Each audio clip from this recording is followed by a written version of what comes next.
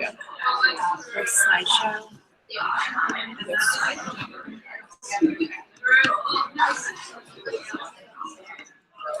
Yeah. Good. Okay. Cool.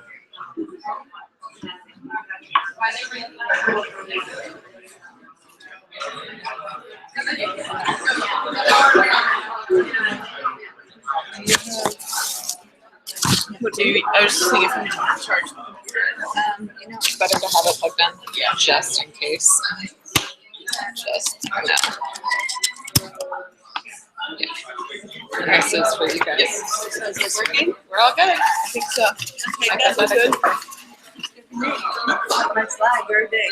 All right. So what time is it?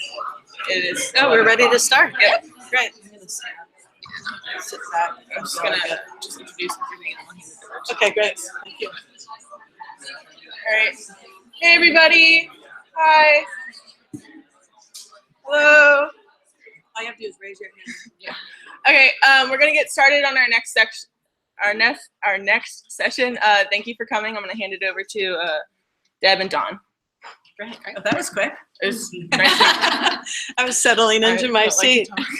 Do we need sound? Does that help at all? If we're talking into the microphone, you'll probably talk a little bit louder, and then we'll get going. Thank you so much. It's really exciting to see a great group here and for you all coming out to participate in the CSDS Sustainability Crash Course. I think this is the seventh one. So again, it's exciting to watch it grow and continue year after year. So I wanted to thank Carolyn, who's probably not here, who is one of the original planners along with myself to make this happen every year. So my name is Deborah Johnson. I'm the Executive Director of the Center for Sustainable Design Strategies, that's the CSDS. And I also am the Executive Director of the Brooklyn Fashion and Design Accelerator. Can you introduce yourself? And I'm Dawn Moses, and I work with Deb at Brooklyn Fashion and Design Accelerator in launching much of what we'll talk about today, which is the up-and-coming T-Lab. In addition to that, I'm also the VP of Innovation at a design studio here in New York, in Brooklyn. We have offices in Brooklyn and in San Francisco, where we focus on the intersection of the digital and physical worlds. And I'm an adjunct faculty at Parsons as well. Great. And can you all hear us? Is the volume good? I just want to make sure everybody a little bit louder. Okay, we'll try to pump it up. Put that teacher voice on. A lot of experience there. For those of you, how many here are Pratt students in the room? Yeah, about 1,000. And a lot of people from outside. Where are you coming from? That's exciting. I'm gonna check the list. Well, welcome, especially to all of you who are coming from afar and not a part of the Pratt community officially. We'll make you honorary members of the Pratt community. So the presentation today is really around the intersection of science and technology and sustainability, specifically around the apparel industry, but we'll be bringing up a lot of other examples of where that goes. But I did want to talk a little bit about the, I have to learn how to use this, sorry. For somebody who knows a lot about technology, this stuff always baffles me. Oh, thank you. But I did want to share with you a bit about the Brooklyn Fashion and Design Accelerator. We are what we call a values-based accelerator that is working with design-based companies to help them not only reach financial success, but reach that understanding the consequences of the products they're putting out in the world. So really understanding the environmental impacts as well as the impact on society. So we're measuring those things all the time with our venture fellows. And I'm just going to show a brief video that'll give you a little bit of a sense of the place. So hopefully this will work.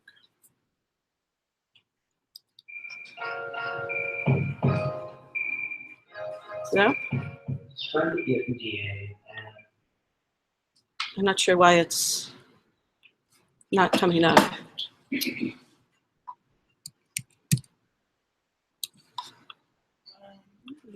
Oops. We were all set on technology, practiced it and everything. And then it,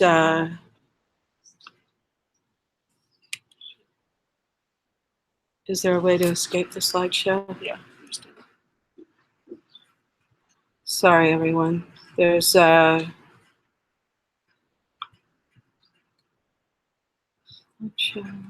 what all of this is. I don't know if it's because the internet is taking over the.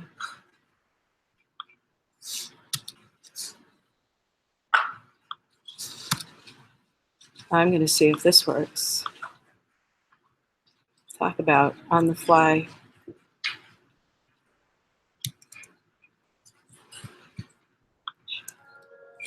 There we go. Just erase the cover slide.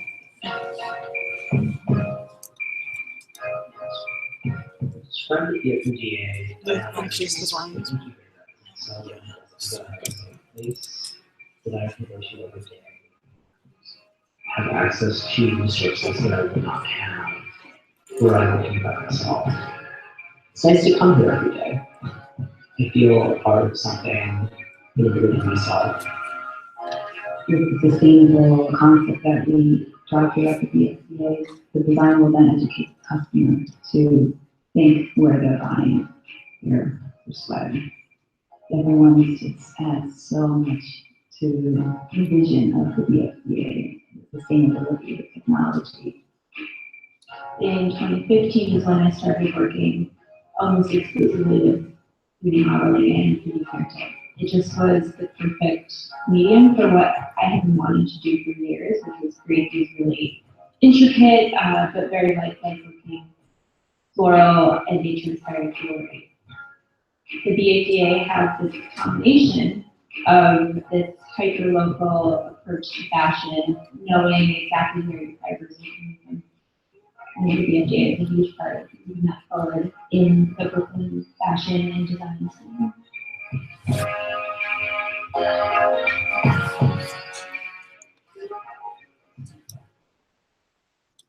Great. So that's a little bit of a picture of the BFDA.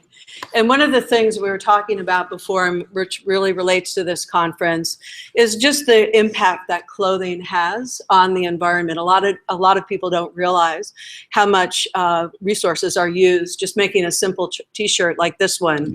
In terms of water use, it uses about 700 gallons of water, from being nothing to the shirt on your back, 700 gallons for each t-shirt. And that's a pretty stunning figure when you think about the number of t-shirts we're wearing in the room and how much water that takes up.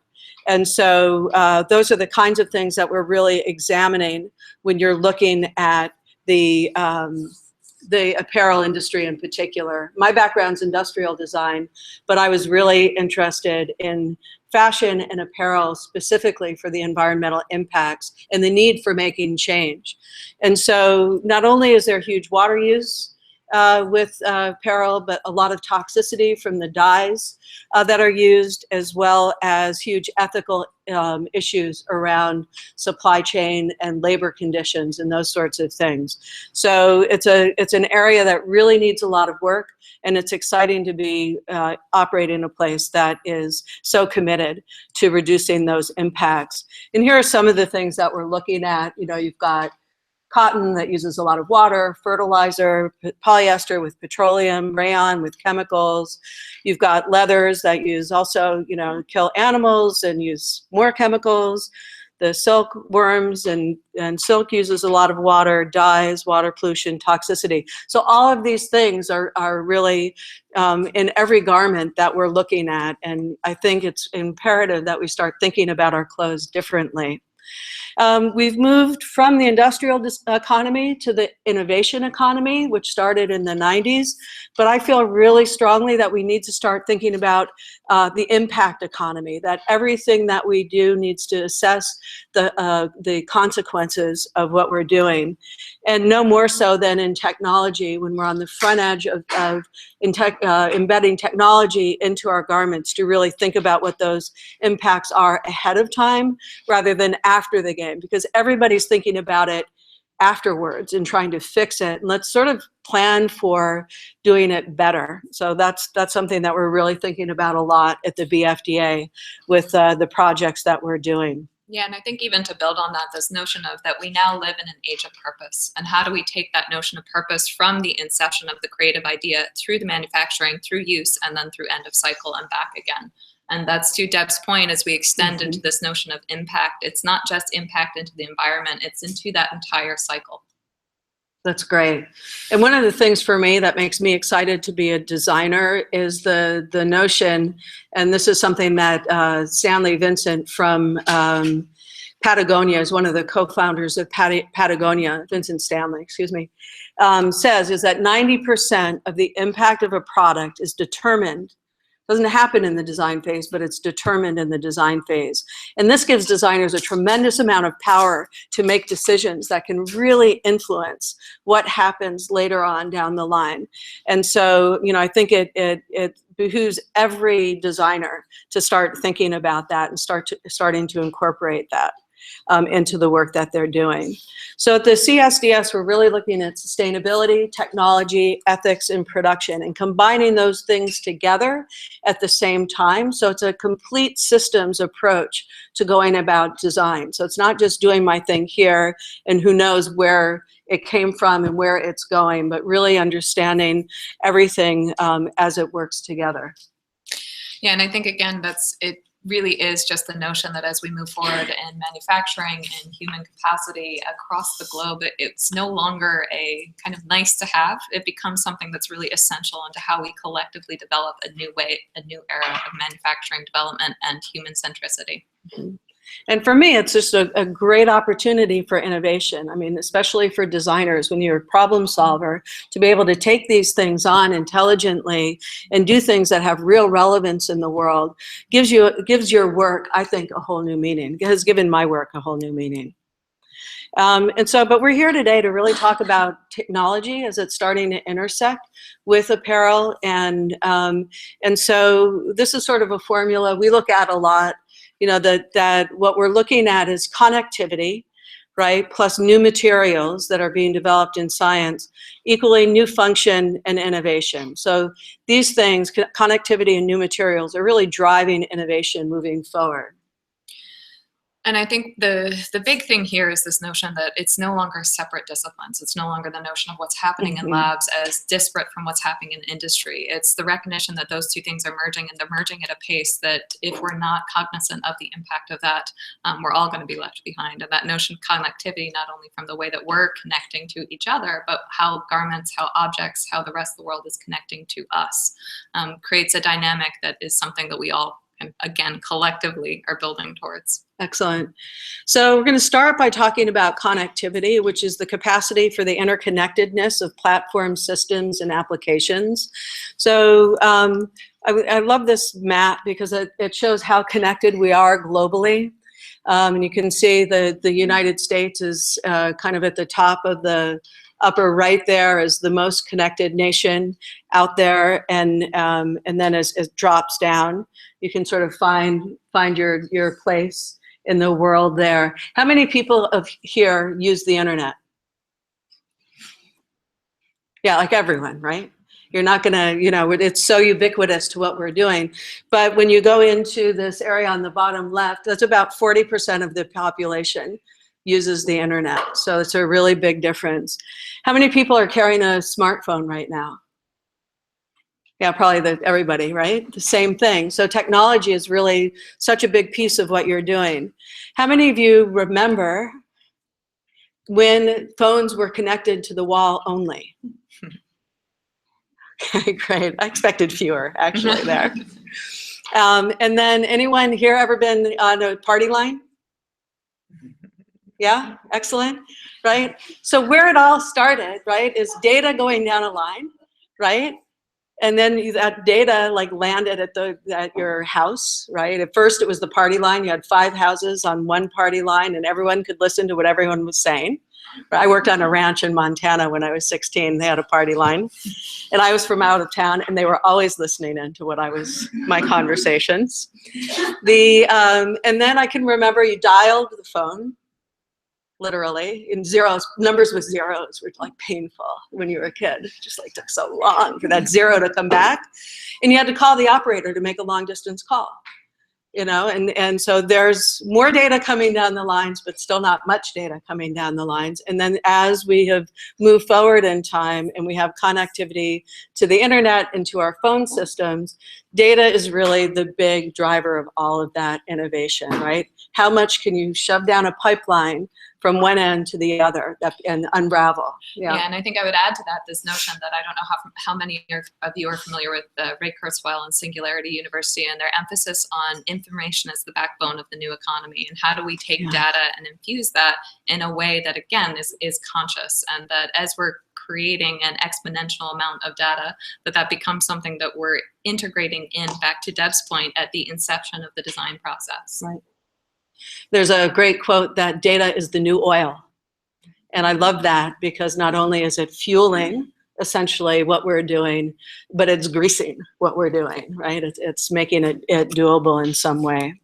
So when we move into this relationship here, this is just where innovation happens. This is based on the number of patents that are filed for, kind of by country. And again, you can see the relationship between people who are connected and innovation. Right, those cultures, the more connected you are, the more likely you are to be strong in innovation. And so the data and innovation become kind of really, really mixed. And so I'm looking at, oh, I see where I am. Okay, great. So just a really important point. Data is critical to innovation moving forward. When we start thinking about integrating technology into our clothing, what we're really asking our clothing to do is collect raw data and send it somewhere. And we'll talk a little bit more about that in a minute. You've all heard about the Internet of Things, for the most part, where we're really connecting our objects together. So our milk in our refrigerator can tell our refrigerator that it's almost out of, it's going sour, and your refrigerator can contact you and give you a shopping list, the sort of interconnectedness of how our things work. And just as a quick comment, those types of things are no longer hypothetical. I don't know if any of you were paying attention to South by Southwest this past week, or to what Google is launching. Even in the last 24, 48 hours, we've seen them making announcements about how their new version of Alexa will allow you effectively to do exactly what Deb just said. So they're even taking it out of the device and creating the ecosystem within the home, which is to say that the Google version of Alexa can tell you when your products are expiring inside the fridge. So it's happening a lot quicker than people anticipated, and it's being adopted at a rate that we're all, again, trying to have to keep up with and adjust to. I can imagine essentially my refrigerator leaving me out of the loop, just calling Fresh Direct directly and saying, here's the shopping list, and it gets delivered. We just need the person who puts the stuff away, and then we're all set.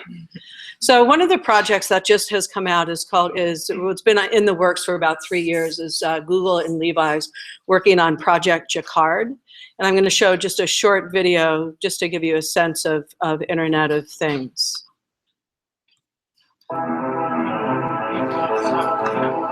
Oh, it's not doing it? I'm not sure why it doesn't do that. So Maybe exit the I think I have to do the same thing I did, just exit the presentation and then get rid of the slide, and it'll come up underneath the slide. Oh, you can do it there. You don't. If you just click back to the other. Oh, now I can just do it here? Yeah. That's good.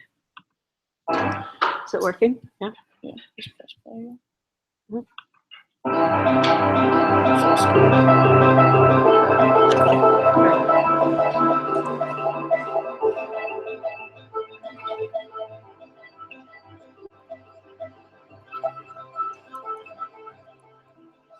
And what this is basically is wiring and devices that have been sewn in and built into the cuff of a jacket, and they're now coming on the market in about 4 months. And Jacquard is just the start of this movement. We've seen companies prototyping things from shoes that guide the blind through sightless environments to headpieces that can guide those who have hearing deficits through similar types of landscapes. So it's the integration of this type of technology not only into the material, but into effectively anything that can touch the body or be utilized by the body. Oop. I don't need, oop, did I just like, No, you're good. Where's your slideshow? I think There we go. You're good. it's on. It's up. You're good. I'm so distracted by this presenter view. I usually just have the slide. So anyway, great.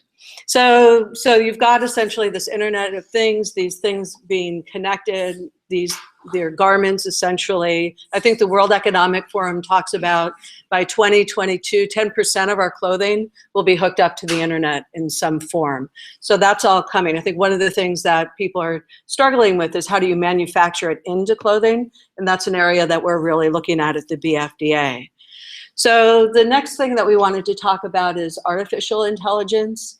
And this is where computers are learning as they go along and are able to interpret more and more complex data. How many people watched the Watson on Jeopardy show? It was pretty stunning to listen to this computer not only come up with the right answers, but the frustrations of the two people, like the best Jeopardy players ever, as they struggle, like just missing out on it. But I think there's so much that's going to happen around this idea of the artificial intelligence starting to really take on some of the tasks and things that we're doing in a great number of ways. I don't know if you have. I would just say, you know, IBM really is the backbone right now of what they call cognitive computing, and they're the ones who obviously built the Watson machine, but in addition to that, they're doing a lot of experimentations on not just platform technology, but how does that then, again, if you're talking 10 years out, turn into digestibles, turn into other types of integrations of human and machine. And artificial intelligence, which I think we have a couple more slides on, is a cornerstone of that. Right. So how many of you, so one of the things that they're predicting will happen and what Watson is doing is really taking on this notion of figuring out information, the sort of task information. And I'm blank, are we doing that later or is that here? Sorry. Oh yeah, we're doing that later. Okay, good.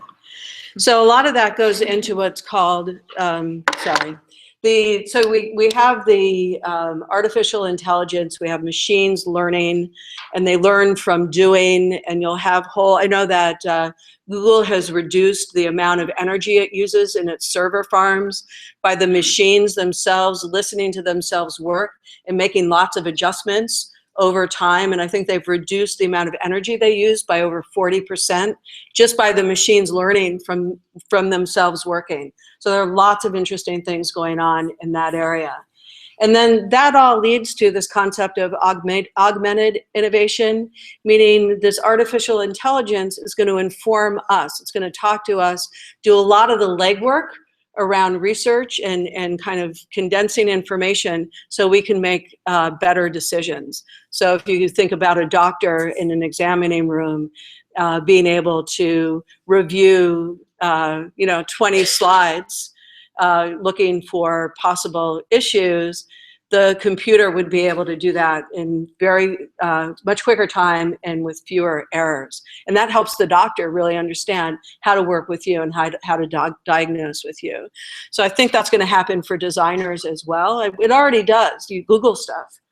You know, this information that we get in order to make decisions just through Google is the beginnings, I think, of what we think of as augmented innovation.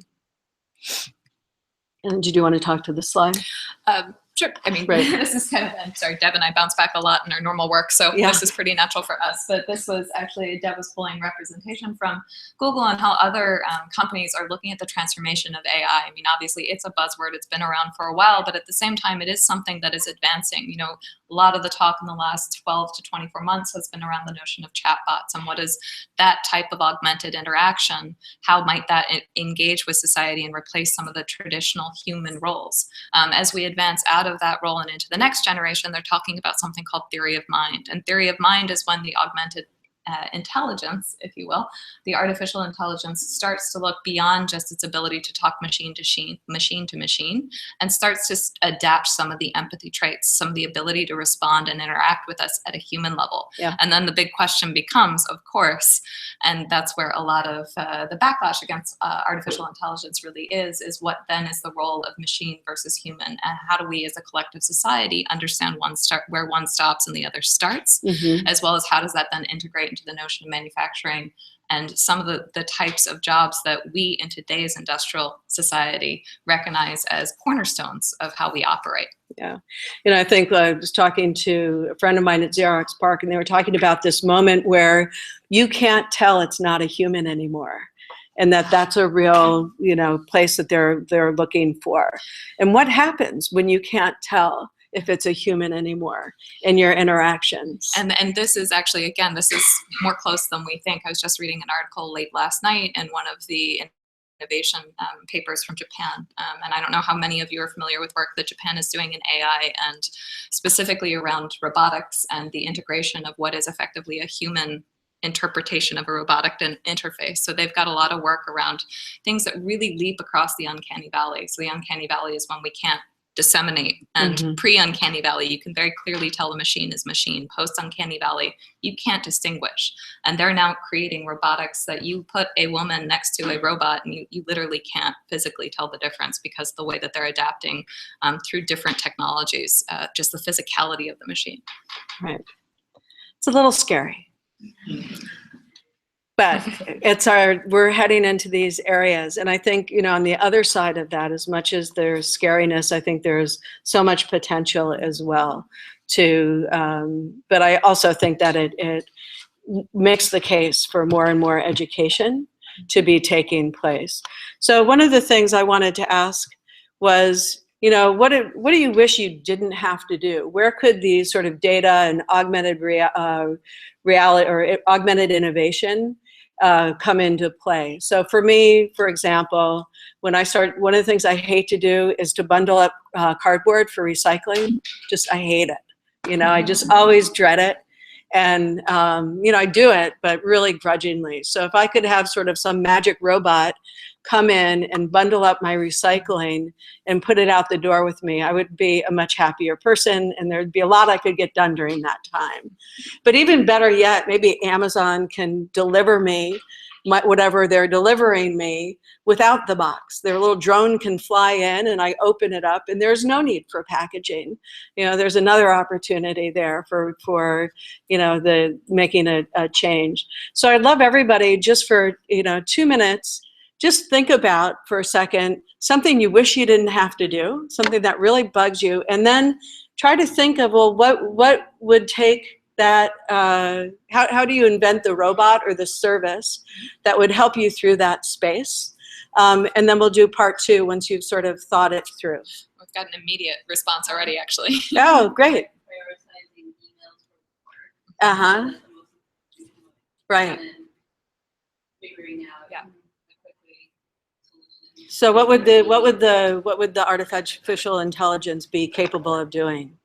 I guess the keywords in the email that would be a priority, for you to answer immediately. Especially production, if you're dealing with production overseas and you're sleeping and you wake up and you're like, And then you could have the surrogate have the actual conversation with the person on the other side, so you don't even have to wake up. And that's another case where Google's got you covered, which is to say they've got in pilot programs already the ability where they're reading your email, they're filtering it, they're tagging it, they're prioritizing it for you. And if you're part of their beta testing, you're seeing that displayed differently, literally on your screen, and they can ping you through all of your devices and prioritize how you respond, when you respond, and why you respond. So does that mean they're making personal algorithms that are like the Deb algorithm? They're making AI, which is to say they're making an algorithm gets to know you, your behaviors, your language, and then is a natural language capacity to search and monitor and tag the way that you're responding to emails. So well, they certainly know what chair I'm looking for, because I started looking to buy some stacking chairs, and now all I get on my sidebar are stacking chairs, for the past, 3 weeks. And now I'm annoyed that I don't get a diversity of advertising. It's all friggin' stacking chairs. Anyone else? A problem that you feel you would love solved by artificial? Yeah. It's kind of similar, Uh-huh. actually. There's a calculation that I need to do in terms of how much rest I need and what kind of professional engagement I can say yes to. And I really like your presentation comparing that, because it clarified for me that when I get an email, I need to make like 6 calculations before I can say yes or no, and it's not just let me look on my calendar. It's like let me look on my calendar and think about my entire well-being. It's really hard. I like that a lot. I would buy that one in a second. Great. I think there's something really interesting in the notion of cross-pollination of discipline there, where you're talking about your psychiatric health, your physical health, your stress levels, the contextualization of your calendar, and it becomes how do these different disciplines then connected understand who you are and how you need to respond in that moment. Yeah. Excellent. Anyone else want to share one? Yeah, back there. I have 2 jobs. I live in Harlem. I really wish I didn't have to lay out my transit. I wish my mom just would tell me, you go to this subway stop, or here's what you're and here's what you have to leave, and Rover bring this. So like, which materials I need. Laptop, my truck. Yep. There's just because I'm full of all of these examples, there's a great study done by Deloitte that looks at the future of automated driving and urban commuting effectively. And they've forecasted not that long out, I think it's about 10 years out in their forecasts, which is effectively you optimize your entire commute. So if it's bike-centric or train-centric or driverless car-centric, they effectively are able to say, given the time of day, given the moment, given the weather, given your needs, given how much exercise you've had in the last 24 hours, this is the exact way you should get to your destination. So I know a lot of the bigger car companies are thinking about that in conjunction with urban city planning. Yeah. And it becomes this, again, this networked solution around how technology and life intersect to optimize how you're living in your life.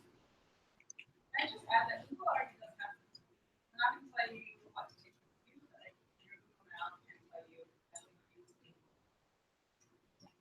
Yeah. Yeah, I'm looking for the personal shopper that I can just sort of go, I'm going to my sister's wedding in Buenos Aires, and it's going to be April, and like go into my closet, figure out if I have what I need, given the weather in Buenos Aires in April. Do I need shoes? And if I need shoes, go find the shoes for me so I don't actually have to go looking for the shoes, because I just don't like shopping at all.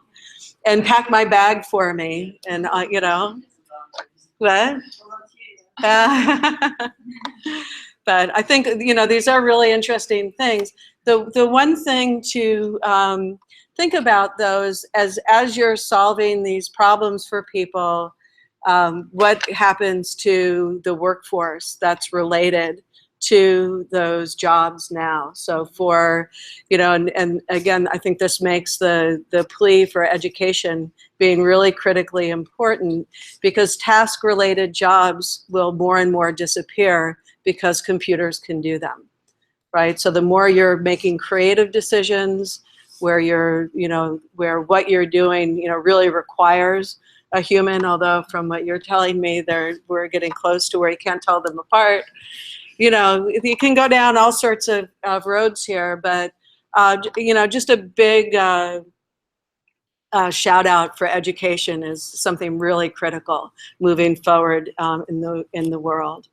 And so, so with all of that, we want to sort of lay this data framework around you, because it's so connected to this idea of advanced materials and kind of the integration into apparel, where we're kind of going to make that shift now to where and what new materials are out there. So, oops. So one of the areas where there's a lot of new material being developed is in the area of biology.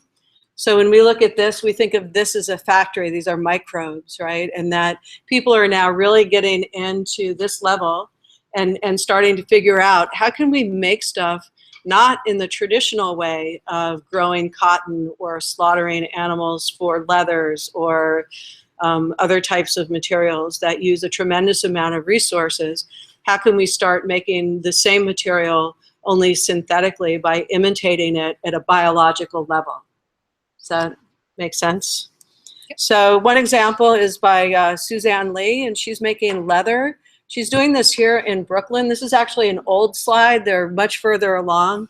I always know that they're advancing because she won't tell me what she's doing anymore. And she used to share everything, right? So they're getting closer and closer to doing this. But this is a bomber jacket made out of a leather that was grown in Petri dishes. And so there's all sorts of work, again, at Modern Meadows and other companies looking to take this kind of thing on. Yeah, and as a core discipline, it's known as biosynthetics. So those who aren't familiar with it, there's a lot of work happening in multiple different kind of fringe areas of biosynthetics and how that can then manufacture to new material development. And this is a factory. So there are a couple of companies right now competing for the intellectual property around essentially fermenting material. So using the same process, water, sugar, yeast that you use for beer, for example, is you can ferment these chemicals to, or again, sugar, yeast, water. There are some chemicals. There's water use into silk. Looks like, feels like, acts like silk. They just came out with their first product. It's a tie. They had it at South by Southwest as a giveaway. But what they're doing is through the fermentation process, creating molecules that they can then adjust that then come out as silk. And that's just the first material. They're looking at being able to essentially create things that are identical to the silk, but aren't made through silkworms or cotton, for example, where it's not grown on a farm.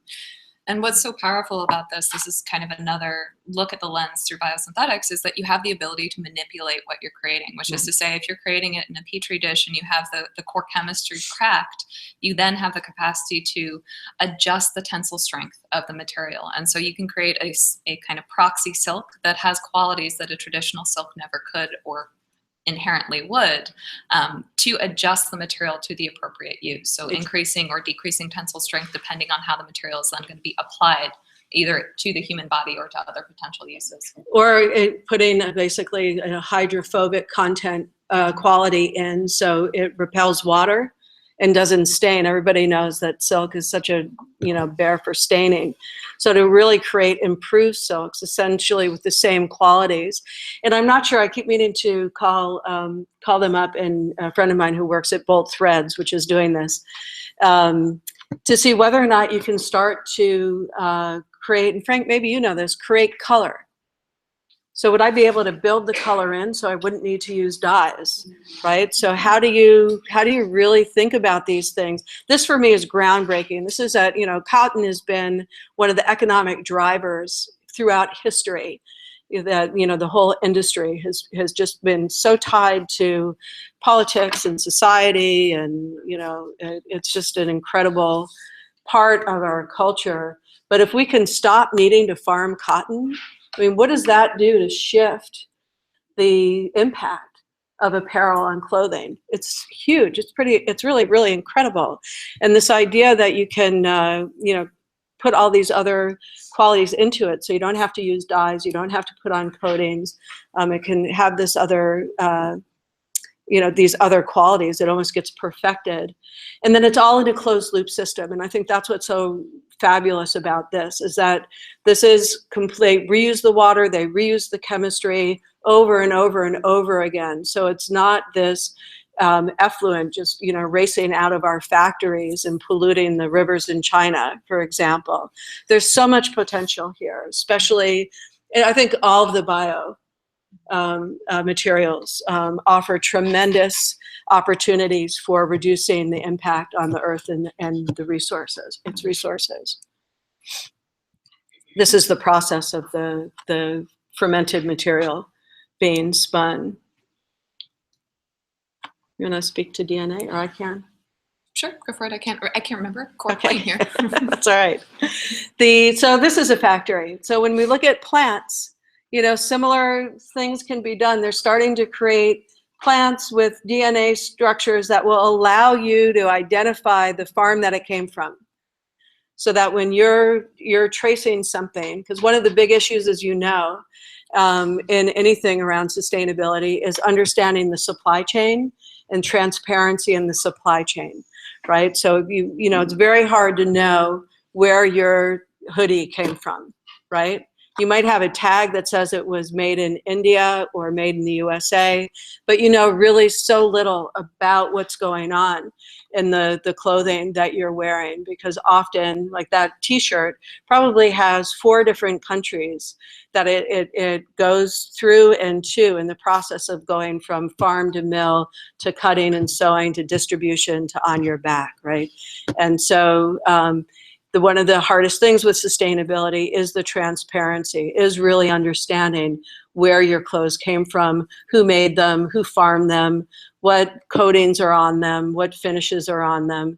And so these opportunities to actually build it into the DNA of the supply chain of the materials we're using offer some really great opportunity around sustainability. On the flip side of that, you're screwing around with DNA.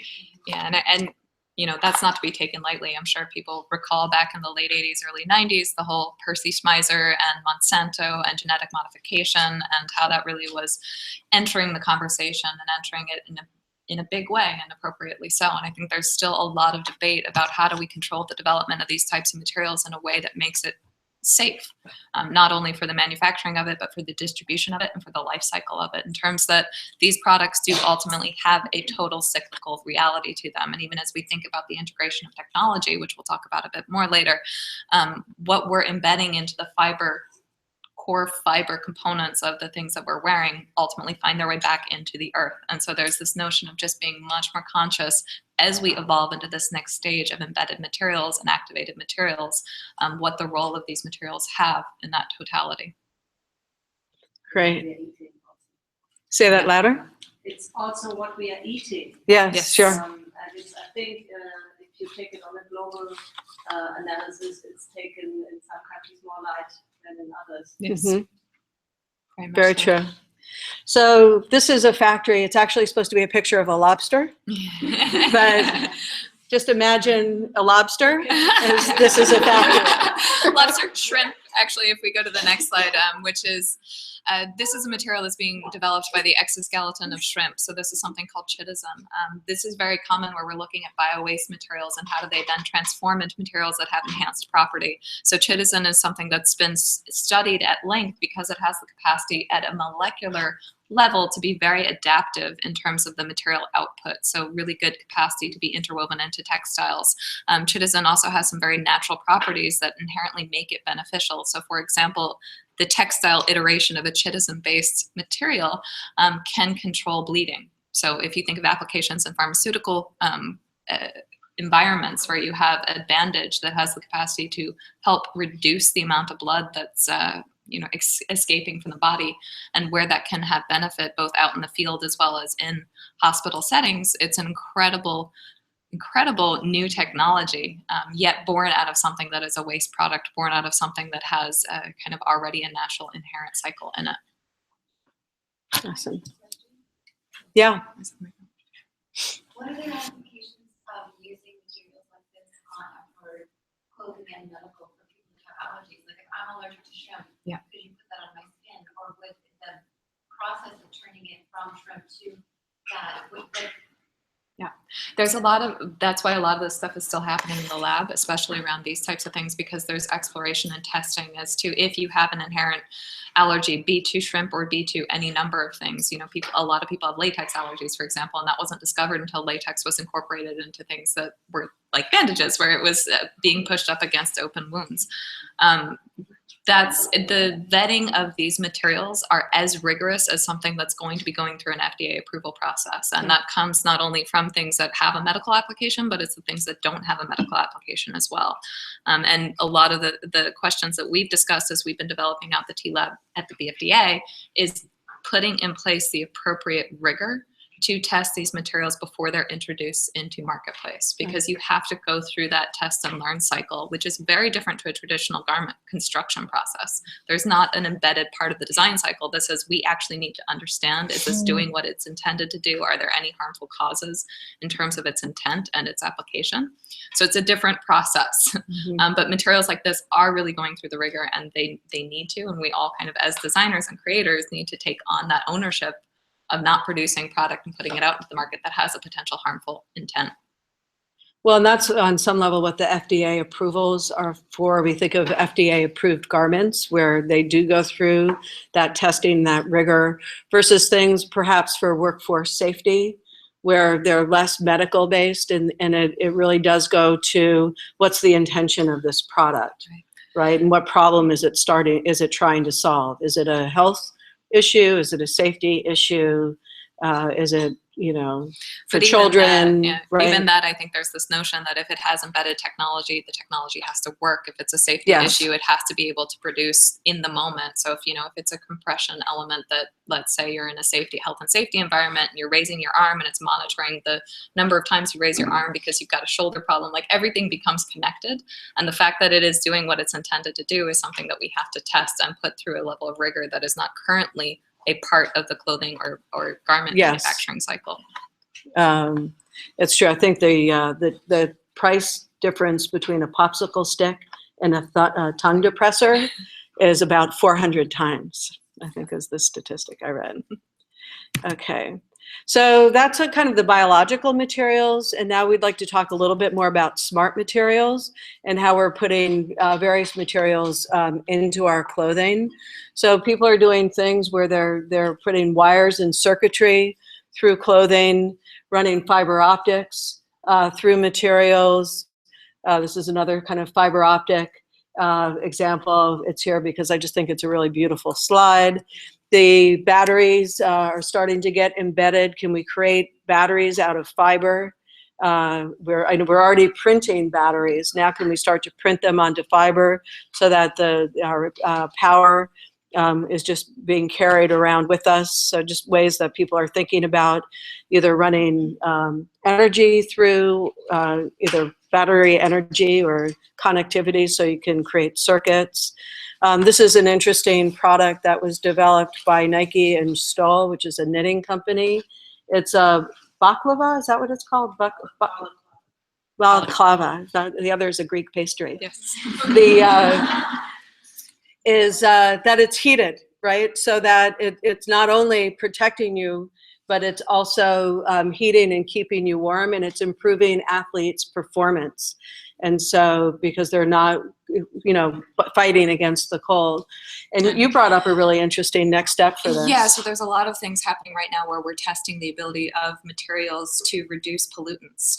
So for example, they can then become a filtration system between you and your environment. So if you think of athletes, or if you think of just everyday people who live in highly polluted, let's say New York, environments, the ability for your garments to actually clean the air that surrounds you, the potential is incredible, and it's in development now. So again, it's where it is in terms of where it's in the lab versus where it is in terms of manufacturability. Not quite sure yet what the time horizon is going to be on that, but as we inch towards that, you think of how garments can have hyper functionality. Right.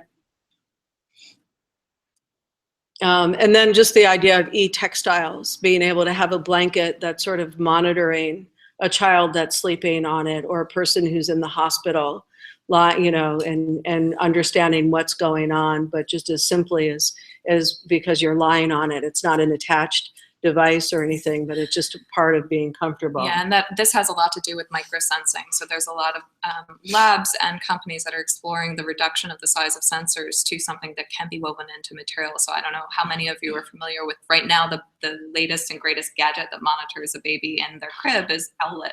And it's a small little shoe that's got a small little sensor on it. This is the next generation of that, where that type of technology sensing capacity is being infused in at the material level. Great.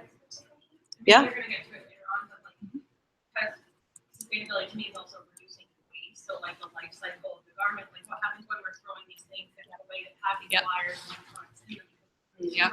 Things Exactly. It's a great question. It's a great question and a big question that we as kind of the BFDA have really tried to think about, and as part of our core foundation as we're thinking about the T-Lab, which is how do we reanalyze what is a life cycle, where technology is inserting itself into a material. What is that technology? Is it biological technology, or is it kind of what we traditionally think of as a technological component? Does it have copper or other kind of core material elements? And it's a total shift on the notion of life cycle as we think about the deconstruction of these things. It's not an easy answer. It's a very complex system, but it is something that we're beginning to think about. And I think it's going to take some time to really crack that code. The important thing is to understand what those impacts are ahead of time so you can make those decisions. There are always going to be trade-offs in what you're doing, and so that just needs to be a part of the equation. My concern is that we just kind of go blindly forth and going technology for technology's sake.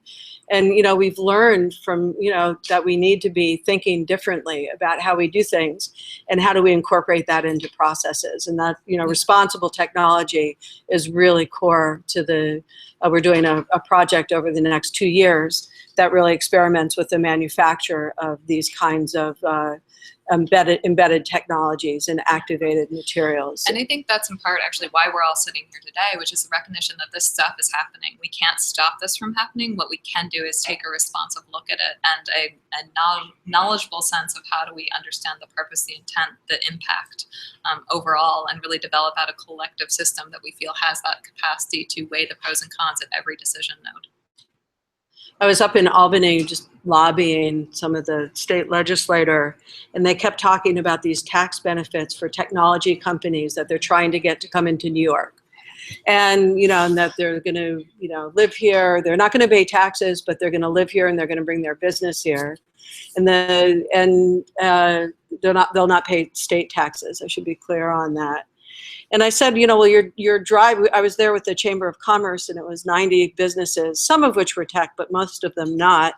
And they're sort of going, well, how's that going to tap our infrastructure in the city? Are you planning for that? And they basically said, no. And I was, and we don't know what it means. We don't know how many people it's going to be. And I said, well, if you're building out all this new apartments with new toilets and kids that are going to have to go to school, why aren't you thinking about the impact it's going to have on the city? And the fact that they're delaying that conversation was just striking to me. I was particularly annoyed by that response. Yeah. I think that's especially why the Garment Center is at risk at the moment. Mm-hmm. Because it's the hub, where the intersection of all the trees, pathways, and Yeah. stuff, and they keep raising the rents because I guess they're anticipating people who can. They don't really want factories in Manhattan. And so the mayor has announced a project called Sunset Park, where there's one area is for the film industry and the others for fashion industry. It's 200,000 square feet of factory space in Red Hook, or the Bush Terminal area. And so he made that announcement. I went to the announcement. 5 days later, a proposal, a rezoning of the Garment Center was put forth, basically eliminating manufacturing from that area. And so they were basically, it was an incredibly rude gesture. I thought, here you guys, here's a place for you all to move, now move, right? Is basically what that sounded like to me. But you can't move the ecosystem, and that's what you're talking about. You can't, there's like the ribbons and the buttons and the zipper guy and the, this whole ecosystem that's developed around the garment district that you can't just pick up and move over. It doesn't translate. People who've been in business for their third generation. Sure. And they're like, I'd rather get out of business Mm-hmm. than somebody. Yeah, and we are. I think the garment district is about 10% of what it was at its heyday. Yeah, back in the, I'm going to say probably 50s. But I'm slightly making that up, so look that figure up. Anyway, no, I think that there's a huge need to be paying attention to the ecosystems that are there, that are really effective, and how do we not just make these assumptions that it's all going to be fine, but without really checking in and making sure. So that's politics for you. It's the only thing I can say there. So this is just an interesting project by Pauline von Dogel, who does amazing work. And now I have to do this thing now. Can I just bring that forward? Sorry, I have to end the show again? Yeah. Oh. There we go. Coming up? Nope. Where'd it go? Down here? Here. Yeah, that's my dog. I'm sorry, I can't see it. I can't either, actually, sadly. There we go. Oh, you can start it over again, right? And I just think it's a sort of a beautiful look at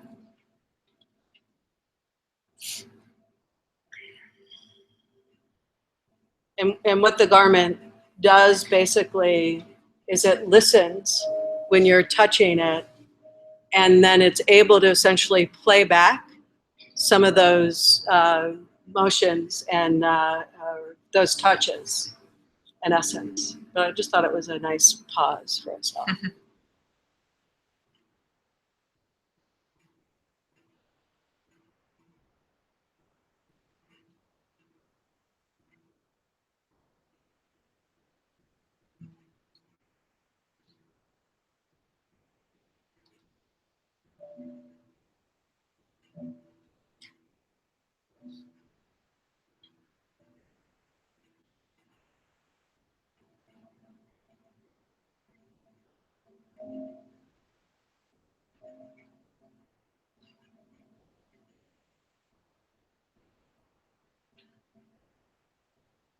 I think I'll add is this is playing one of the kind of global human insights that has led to a lot of work like this is the recognition that we're increasingly nomadic. And yes, some might argue that that's a certain percentage of the population, but the reality is we are moving across greater distances and boundaries than we ever have in the past. And the relationships that we hold dear and true to ourselves are therefore fragmenting. And so a lot of both design and technology are exploring ways that we can retain a sense of human contact and human touch, regardless of where we are in the world and regardless of how great the distance is that separates us. So there's a lot of exploration into garments that allow you to feel or to sense or to have an ability to connect at a human and empathetic and emotional level to each other.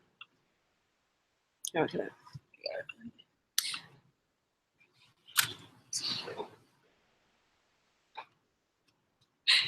Okay, great. And then the other thing we just wanted to look at, this is just a chart of the kinds of sensors and sensory inputs that can be integrated into wearables right now. So, you know, you can get like ECG and EEGs and all sorts of other kinds of things that you can read and sense. And then across the, I can't quite see it, but you can look at, you know, like accelerometers, essentially being able to understand motion and postures. I have a friend, Billy Whitehouse, who's working on a pair of yoga leggings that you'll get essentially tuned to the right position. And then when you go to yoga class, it will actually buzz you and adjust you through various channels in the legging itself.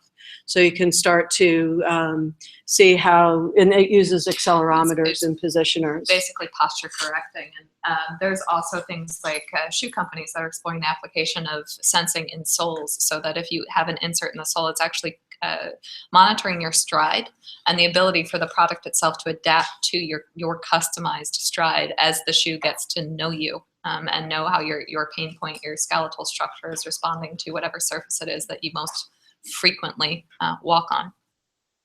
And we have somebody at the BFDA and one of our technology fellows who's working on a sock that has a sensing material, and I think it's heat related, and it's for diabetics, because diabetics get ulcers in their feet a lot and they end up in the hospital.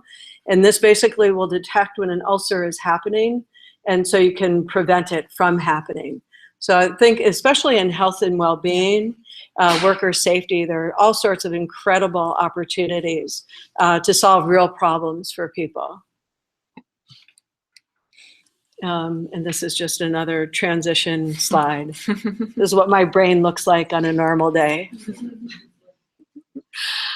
You're going to go into Sure. nanofibers. So the next kind of core area of material exploration, development, innovation that's happening right now is the world of nanofibers. And nanofibers are coming both from the biological side of things as well as the technological side of things. And there's a couple of key materials that are really being developed and explored right now. One is a carbon-based material called graphene. I don't know how many of you have heard of this material. There's been a lot of buzz about it for the last 6 years-ish. Predominantly because it's been one of the most expensive materials known to man. As that material, though, is reducing in cost, a lot of experimentation is happening in MIT and Stanford, in Japan, really across the globe, about how this incredibly unique carbon structure has the ability to integrate into the next generation of materials. So its core properties are things like a strength that is better than steel, conductivity that is better than anything we have known. It has incredible properties, and once it finds its way out of the labs and into our garments, which that time horizon is reducing very quickly, it really has an incredible potential to revamp the way that we think about things like Teflon or armor or any kind of protective mechanism or conductivity relative to the body ecosystem. This is just an example of how they're taking a molecular material, so a nanofiber, and able to manipulate the physical structure of it. So you're having people who are chemists and material experts effectively become designers because they're designing the molecular structure of the material. So this is an example of one of the molecular structures that they were testing up at MIT around how they can create a different type of molecular structure within graphene that has the ability to withstand greater pressure. So the structure of the material itself can be manipulated. So it's not only that the material properties are unique, it's that the structure of the material can then be quote unquote designed to have a certain level of responsiveness or customization to its desired intent or output. To give it properties that go beyond just simple graphene. Correct. And can you talk a little bit about the relationship, let's say, to steel and graphene in terms of thicknesses or? Sure. So graphene, for those again who don't know, is it's a molecule thick. So it is microscopic in terms of its ability. So if you think of a traditional steel material, an I-beam is what we often reference as we think about steel. The thickness of steel to get a tensile strength is high. You need a lot of steel to create a lot of structural support. Graphene wipes that off the planet, which is to say you need very little amount of material to create a lot of strength. So it really has the potential to disrupt a lot of industries. Thank you. Another core area of nanofiber technology that's being developed, and this is happening again across the globe. We're seeing pockets of it happening in New Zealand, pockets of it happening here in the US, down in NC State and beyond, is the notion of inherently therapeutic materials or materials that are quote unquote coated with nanofibers. So materials that they're doing a lot of exploration in electrospinning, which is the capacity to extract, again, it's a bit of a scientific process, but the capacity to extract from core inherent properties a coating that can then be applied to any base textile.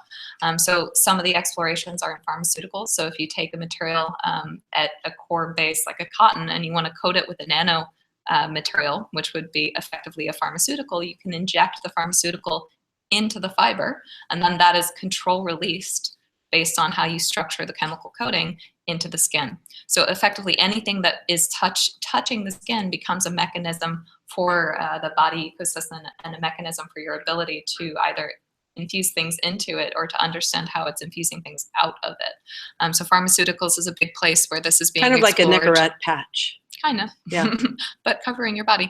And then they're also looking at different, more natural-based.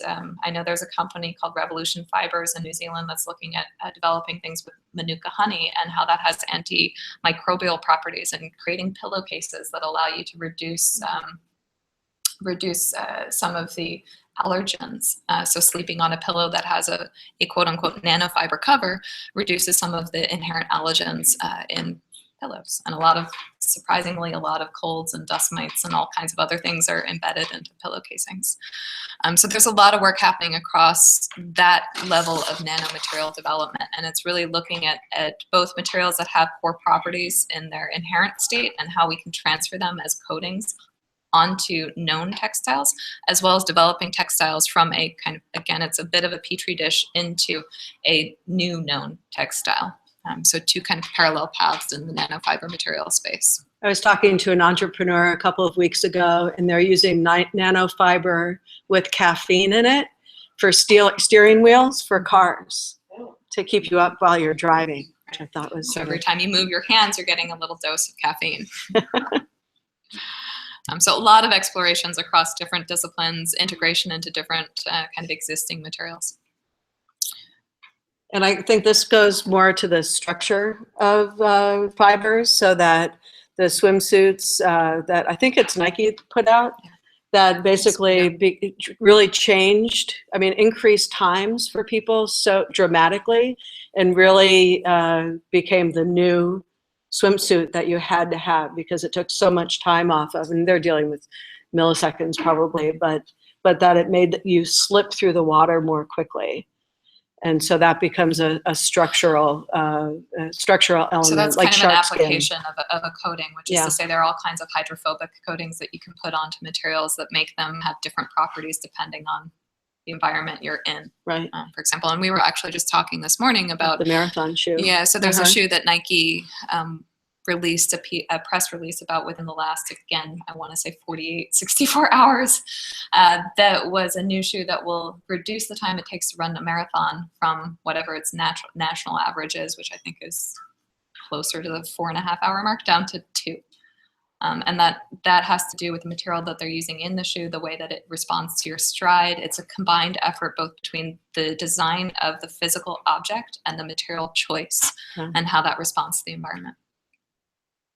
And so the last thing, I think it's the last one that we want to talk about, is sensors, and how sensors are being integrated into materials, similar to the Project Jacquard, in terms of putting the ability for your body to collect and read and send out data through various sensors.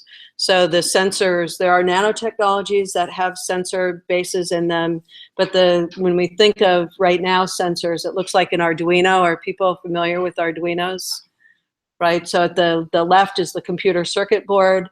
To the right are various sensors. It could be responding to sound, temperature, humidity, position, all different ways that you can sense information.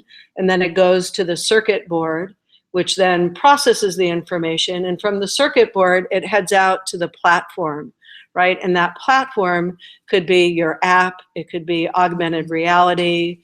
It could be, on the talking to your doctor and sending information there. So the opportunity to essentially use clothing in particular to really communicate with the world. Or I always say, the next time we're together, our clothing will be having a whole sub-conversation between itself that we're not even aware of, as brands are starting to now put sensors and RFID tags into clothing, so they can track essentially what the clothing is doing when it gets disposed of. A good example of that. Oh, go ahead. Oh, I was actually going to jump ahead to the next slide. To the bomber? So, effectively from Arduino, two things that are embedding themselves through kind of smaller scale in Project Jacquard is that right now you can see it as, yes, they've done some exploration in its earlier stages into weaving it into the fiber of the garment, but they really still have that kind of clunky, what looks like 3D printed object sitting on the edge of the cuff. What we're seeing is explorations more woven into the fiber of the bomber jacket, which is an example from Avery Dennison, which again just hit the press a couple months ago. Just like 3 months ago. Yeah, feels like a long time ago.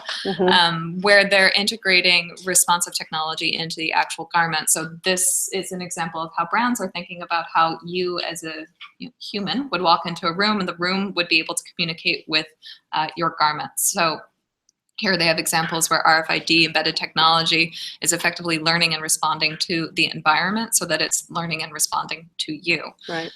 Everything from answering the phone to knowing that you're on the guest list at the local club that you go to on Saturday night, right? So it sort of paves the way, this ease of, it's not a world I will live in, but.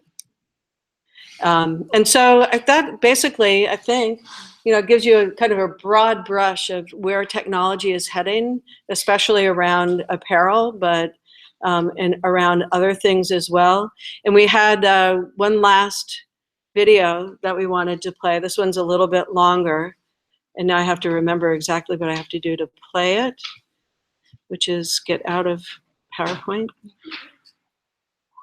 And this really just brings us full circle back to that notion of what we were talking about in the I don't know beginning, where it of is that now. we now live in a different type of economy that requires us as creators and designers to think at a systematic level, at an altitude where we're conscious of not only the data that we're creating, but of the purpose and intent with which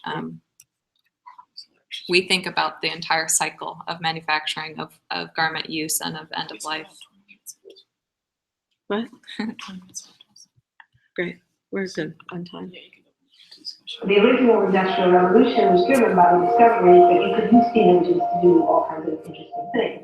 That was followed by additional revolutions for electricity and computers and communications technology. We're now in the early stages of the fourth industrial revolution, which is bringing together digital, physical, and biological systems.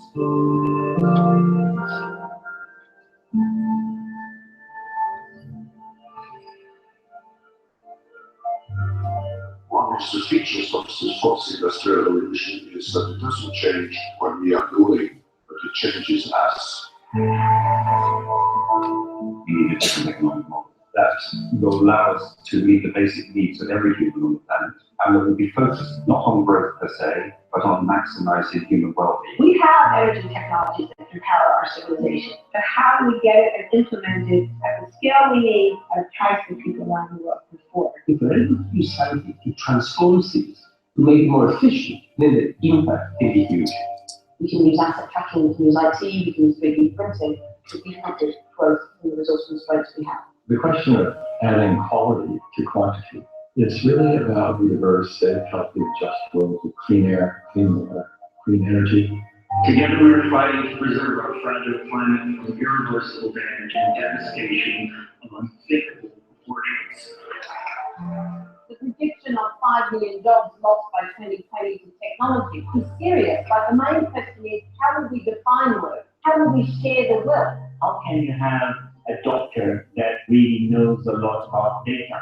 How can you have a biologist that knows about medicine? We have to create a space that enables us to think freely, to think diversion thoughts, to think creative thoughts. We really need a new education, a new training. We're working with a World in Motion and First Robotics, trying to encourage students from third grade all the way up through the end of high school to pursue science, math, and different technologies. This ability of digital technology to change outcomes, to truly empower people, that can create a more equitable growth. Fourth industrial revolution has the potential to make inequalities visible and to make them less acceptable in the future. I was the first person in the world to be able to voluntarily move my legs while stepping in a robot. It will be possible if enough of the right people have the will to make it happen. See this incredibly exciting convergence of genome editing, DNA sequencing. Governments have a very important role to play in enabling the safe and effective use of technology. We need to take responsibility at every level of society to adapt to these technological challenges, which is redefining what it means to be completely embedded in this world.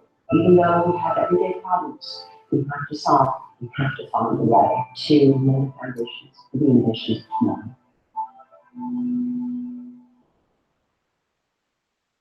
Right. Terrific. And so with that, we open it up to questions or comments. Yeah, there. Uh-huh. Oops. Always have to. Thank you.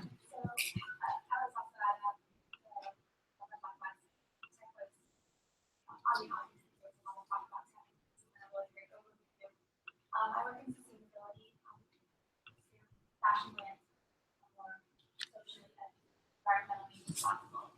And my question here is how, and this is something I was thinking a lot about in Austin, how is all of this sustainability, how we're all here focused on sustainability, how would you describe what we learned today as the sustainable methods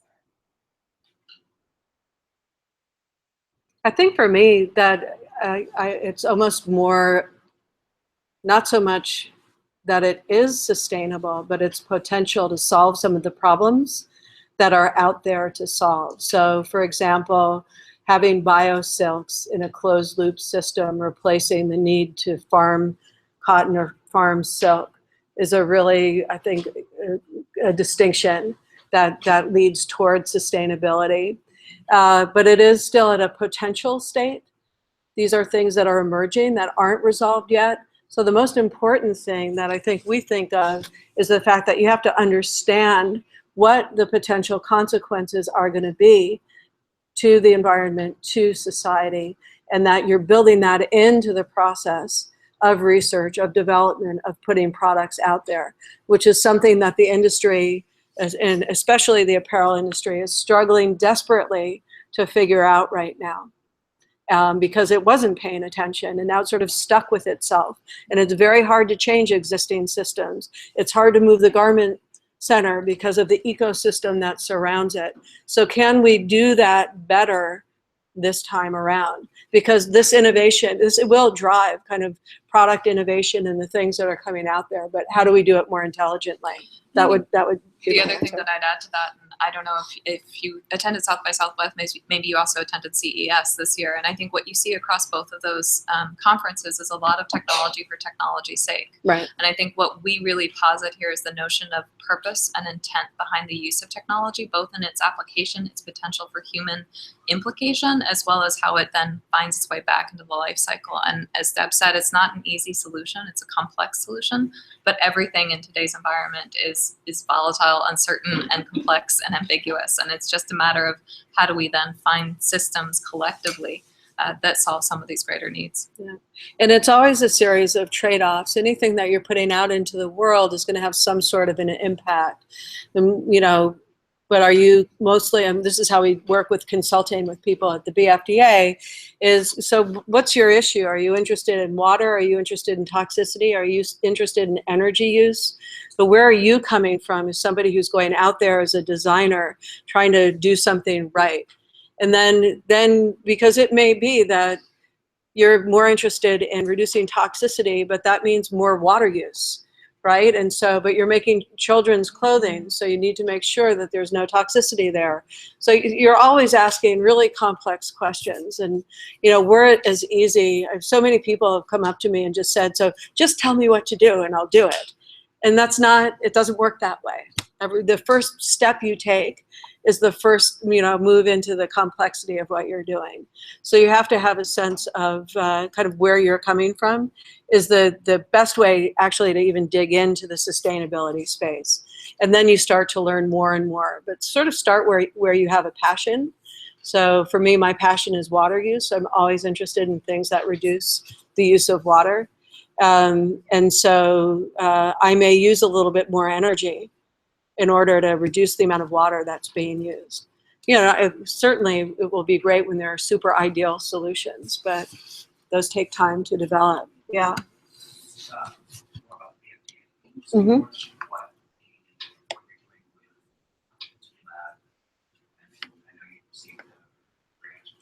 We did, yeah. Thank you for that question. Sure. So we received a $486,000 grant from the federal government pre-Trump. Yeah, who's right? Hopefully Trump will not take it away from us. We're spending it as quickly as we can.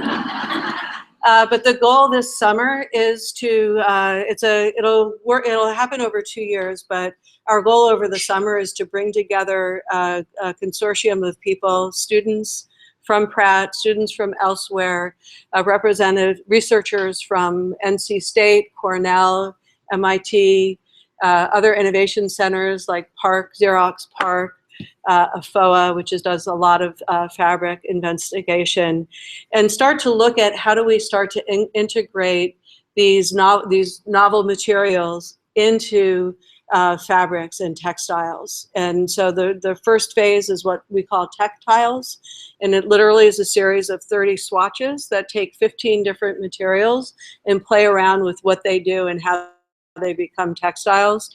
Then we'll start to go in and say, well, now that we have this, what might that be? What kind of smart garment might that be? What kind of smart textile? I think of, so much of the world is textile based. And so how can we start to use this environment to solve real problems?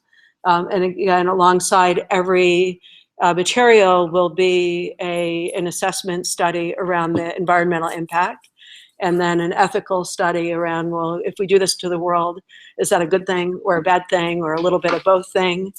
And so that conversation will happen alongside it.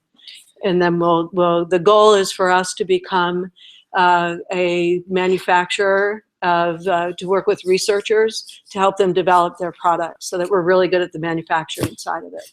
And I would add to that what we've seen is that there's a lot of barriers to bringing some of this stuff out into market, some of the positive and negative sides of it, which is to say, if you look at the biomaterials, it's really hard for independent designers and small startups to get access to these materials, but more importantly to the facilities that they can then manufacture something out of the raw material. So we have a big emphasis on understanding the sustainable impact, but also understanding the manufacturing life cycle, being able to develop out small run manufacturing. So the textiles are really our ability to exemplify the cross-pollination of these different types of materials, but also exemplify the ability to take them and put them through a manufacturing cycle. And so the idea of essentially having sustainability as a part of a technology process, alongside of a production process, alongside sort of just the whole R&D, creates an environment that can really speed the cycle of innovation in a way that people are very excited about. And we're very excited about, because there's the potential to do really good work and put products out there that solve real human problems and consider the earth is incredibly exciting. We want to be able to help speed that along. Yeah. At the beginning of this, when you started talking about just different materials, you talked about the synthetic process of making silk, and being able to manipulate, like if you go in dish, being able to manipulate aspects of the fiber to make it stronger, or Right. and stuff like that. Change its properties. Yeah, exactly. And so I'm curious specifically in that aspect of like how that is sustainable, because like what immediately came to mind for me is like that's how the origins of polyester and nylon and these other fabrics that are now notoriously non-sustainable came about. And how is this process really any different? And like I'm starting an activewear brand, and we actually purposely use natural materials and are trying to bring activewear back to using natural materials like performance wool and cotton and things, because they are recyclable, because they can have another life that I personally don't think that these synthetic materials that started in petri dishes can. So how can this process be different than what's already happened in this world of like polyester? Yeah, I'll certainly start and jump in. The old world of synthetics was a decay process, right? You started from something that had a certain life capacity to it, and it would go from start of life towards that end of life cycle. As we look at companies like Bolt Thread, they're actually looking at a cyclical life cycle. So they're looking at an ability for the material to have infinite use. So that's a very different ingoing hypothesis as to how you're creating a core material. They're also inherently using natural kind of core components rather than using chemicals that we know to be toxic. So there's a different ingoing intent, and there's a different cycle to the actual raw material. The raw material is created in a fermentation process that's pretty benign. It's water, sugar, and yeast. There are chemicals that get used in the process, and I think one of the things is, keeping that a really closed loop process also helps as well, so that it's not, doesn't need, lots of water. It needs, you put your 5 gallons in, I'm sure it's a lot more than 5 gallons, and that recycles through. It gets filtered and reused and filtered and reused and filtered and reused, so that it's just not this endless outpouring of waste. So there's a difference there. I don't know, did that answer your question? Great. Here. To piggyback on that, So with most activewear companies, you're gonna have a fabric that's plated with a stretch material like a spandex. Mm-hmm. So is anybody doing that for spandex? We've been hunting for some experimentation material that is more of a stretchable, and I think what we're seeing is that because Bolt is, I would say, really leading the charge in terms of developing out a new type of, from petri dish to textile and back again. We haven't seen anything yet that's on our radar in terms of really doing that same type of very purposeful and careful development cycle for a spandex type material. But that's not to say it's not happening. We just simply haven't found it yet. And I'm not sure, and maybe you know more than I do about Bolt threads, but I'm not sure that it goes back to them and into their process, or if it ends its life. I'd have to do, unless you know for sure. I've seen different things. I think it depends on where they are in their current cycle. What's interesting about their model is that and that I'm very disappointed in, is they're creating this material. It's in a closed loop system, and but they're not going to essentially sell the material to others, at least not yet. They're going to essentially take it all the way up to the design of the clothing. It was started by a group of people that started Now, a sort of a clothing company that started maybe 15 years ago that was very interested in certain aspects. But so they're going to own the process from start to finish. So instead of creating this great new fiber that really does less damage to the earth and selling it to everybody, they're going to own it, and they're going to turn it into, basically mill it and then turn it into clothing and own the whole process vertically, which means it limits the amount of impact it will have. I'm assuming that there are competitors working on it, and that eventually that will change. I'm not exactly sure, but it's that commoditization. I mean, you make much less selling a yard of fabric or creating the fiber per pound than by creating the actual clothing. So they're just looking for great margins, or taking the margin every way up. You had a question? I actually had a comment really quick Oh, before okay, we great. move to the question. Yeah. Just had a quick comment on this spandex thing and the purpose orientation for what we need spandex. And my association, maybe not politically correct, but is to keep the bodies together, so to speak. And if we are thinking in an integrated way, might lead us to other questions. Yeah. I also wanted to add to the comment about the life cycle. What you guys had first said when we started the conversation in your lecture about the impact of production is determined in the design phase. It's also through the entire life cycle phase. So I think part of it is much of what you're saying in terms of production and lowering the impact of the materials, the water, to create the product. But at the end point of the usability of the piece, whatever that is, providing the education, the training for the consumer to understand how that can recycle back and we put back into the community, which is something Patagonia from a marketing standpoint has done to great effect.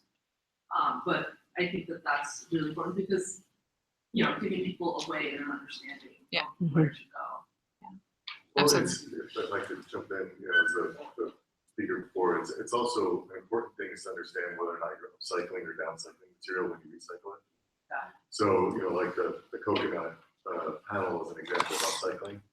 And, there's not a lot of design or teaching being done in the US in how to upcycle in the recycling process. And it's something that we do with educators much more aggressively, because no one thinks in that way. And the reason we were on the GOM to begin with was it's got the largest e-waste dump in the world.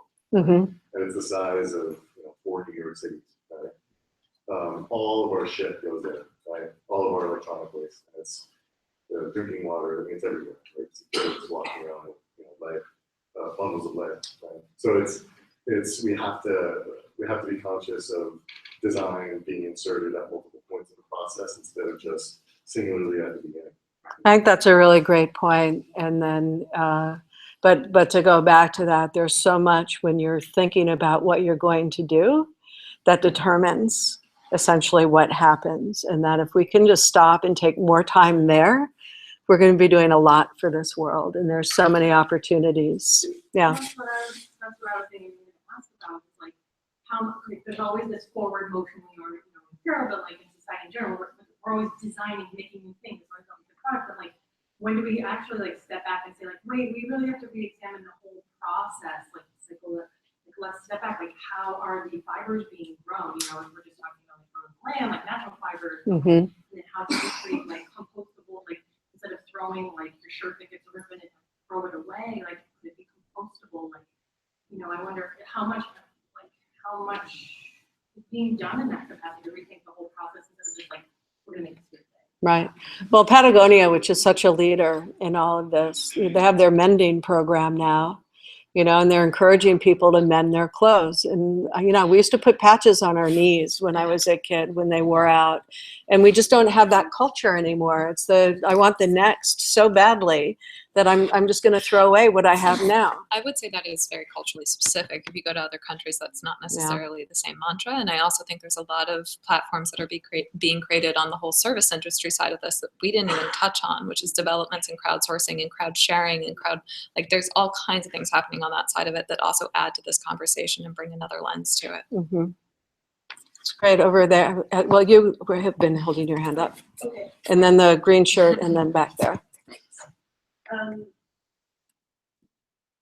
So I have a question about it's a question about like the ethics of labor, and as we're thinking about how to have other entities that we know are alive, like plants, and then certainly circling back to as we're starting to make life forms that, or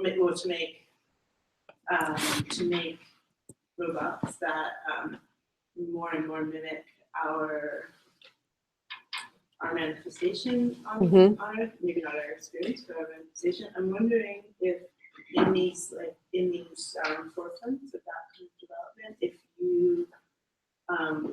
you are starting to hear conversations about the ethics of we humans asking other definite beings or maybe beings to do our work for us, and what kind of thinking you've encountered around that. I would say that there's a lot just in I think of science fiction world that covers that territory, but we've been asking, horses and mules and cows and animals to do our work for us for a long time. And people, thank you. And so how does that shift and move? I don't think we've really, without technology, answered those questions necessarily properly, right? So this is like big territory.